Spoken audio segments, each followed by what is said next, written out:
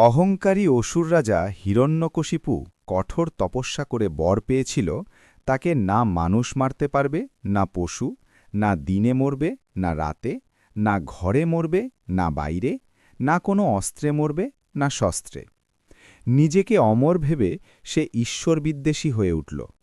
কিন্তু তার নিজের ছেলে প্রহ্লাদ ছিল বিষ্ণুর পরম ভক্ত। বারবার অত্যাচার করেও প্রহ্লাদের ভক্তি ভাঙতে পারল না হিরণ্যকশিপু। এক সন্ধ্যায় সে গর্জে উঠল, বল, তোর বিষ্ণু কোথায়?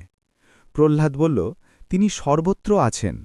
হঠাৎ স্তম্ভ ফেটে বেরিয়ে এলো ভয়ঙ্কর রূপ, অর্ধ মানুষ, অর্ধ সিংহ। ভগবান বিষ্ণুর নরসিংহ অবতার, এবং তিনি যখন হিরণ্যকশিপুকে বধ করেন তখন না ছিল দিন, না রাত, গোধূলি বেলা। না ঘরে, না বাইরে, দোরগোড়ায়।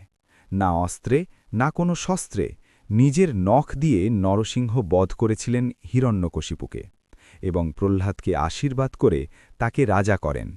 এভাবেই ভক্তির জয় ও অহংকারের পতন ঘটে।